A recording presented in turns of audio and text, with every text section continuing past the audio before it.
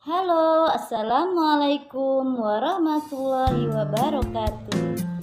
Bertemu kembali bersama saya Yanti. Saya adalah peserta Latsar CPNS golongan 3 angkatan 99 Kabupaten Sambas tahun 2021.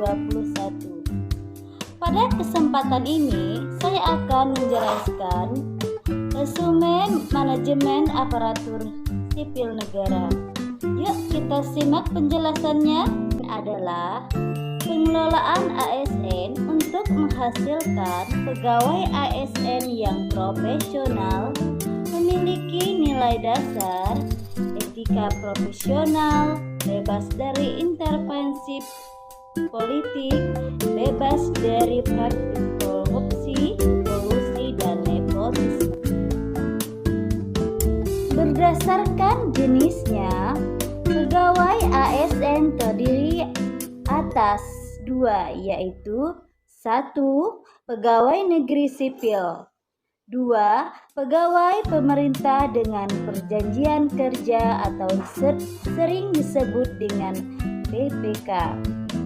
PNS merupakan warga negara Indonesia yang memenuhi syarat tertentu, diangkat sebagai pegawai ASN secara tetap oleh pejabat pembina kepegawaian untuk menduduki jabatan pemerintahan, memiliki nomor induk kepegawaian secara nasional.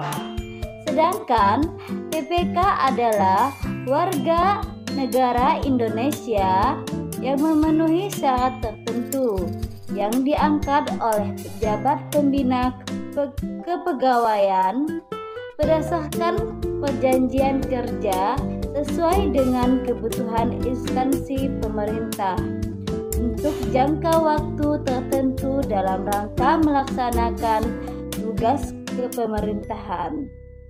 ASN berfungsi sebagai berikut. 1. Pelaksana kebijakan publik. 2. Pelayan publik. Dan 3. Perekat dan pemersatu bangsa. Dan kewajiban ASN. ASN berhak memperoleh 1. Gaji, tunjangan dan fasilitas. 2. Cuti. 3. Jaminan pensiun dan jaminan hari tua. 4. Perlindungan. 5.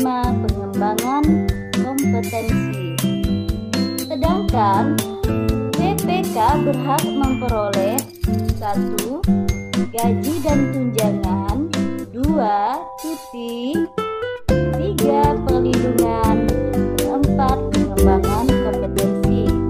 Berdasarkan pasal 92 Undang-Undang ASN, pemerintah juga wajib memberikan perlindungan sebagai berikut.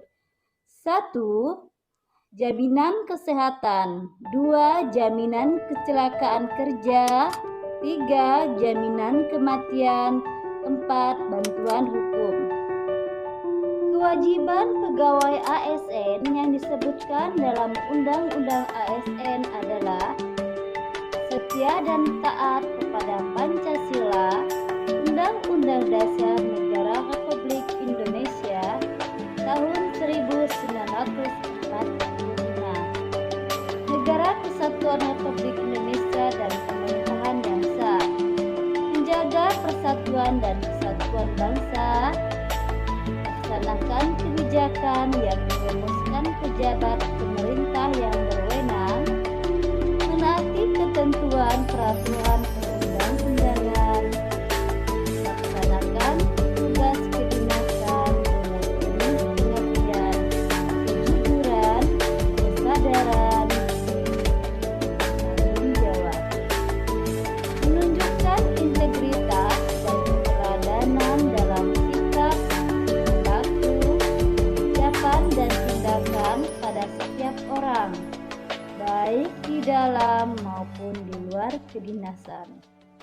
Menyimpan rahasia pejabat dan hanya dapat mengemukakan rahasia pejabat sesuai dengan ketentuan peraturan perundang-undangan. Selanjutnya, bersedia ditempatkan di seluruh wilayah negara kesatuan Republik Indonesia.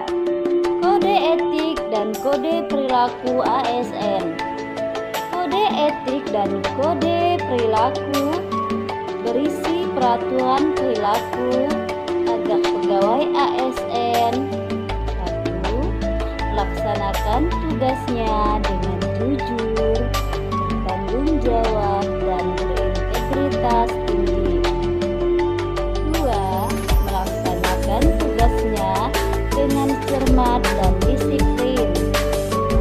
3. Melayani dengan sifat hormat, sopan, dan tanpa tekanan. 4.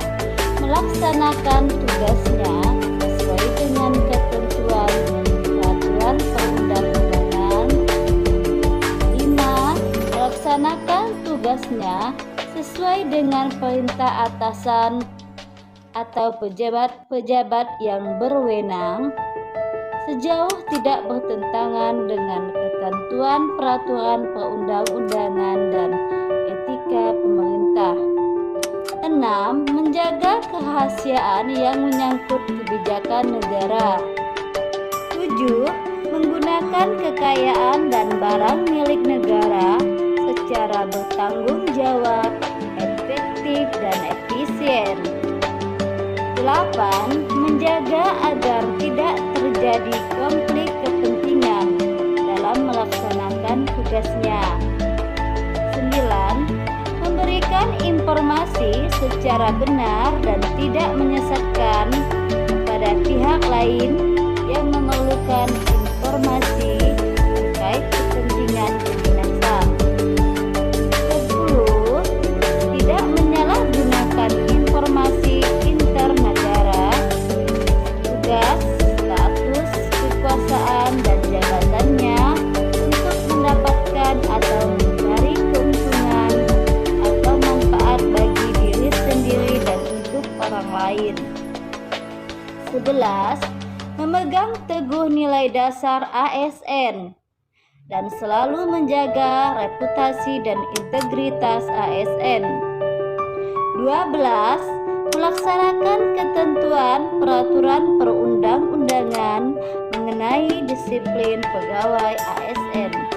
Tap sistem merit dalam pengelolaan ASN. Penerapan sistem merit dalam pengelolaan ASN mendukung pencapaian tujuan dan sasaran organisasi dan memberikan ruang bagi transparansi, akuntabilitas, objektivitas, dan juga keadilan. Manajemen PNS meliputi penyusunan dan penetapan kebutuhan, pengadaan, pangkat dan jabatan, pengembangan karir, pola karir, promosi, mutasi, penilaian kinerja, penggajian dan tunjangan, penghargaan, disiplin, pemberhentian, jaminan pensiun dan hari tua, dan perlindungan. Sedangkan manajemen PPK meliputi penetapan kebutuhan, pengadaan, penilaian kinerja, penggajian dan tunjangan, pengembangan kompetensi, pemberian penghargaan, disiplin, pemutusan hubungan perjanjian kerja, dan perlindungan. Untuk menjamin efisiensi, efektivitas, dan akurasi pengambilan keputusan dalam manajemen ASN, diperlukan sistem informasi ASN. Sistem informasi ASN diselenggarakan secara nasional dan terintegritas antara instansi pemerintah. Penyelesaian sengketa. Sengketa pegawai ASN diselesaikan melalui upaya administratif. Upaya administratif terdiri dari keberatan dan banding administratif. Demikian resume manajemen ASN yang dapat saya sampaikan. Saya akhiri dengan wassalamualaikum warahmatullahi wabarakatuh.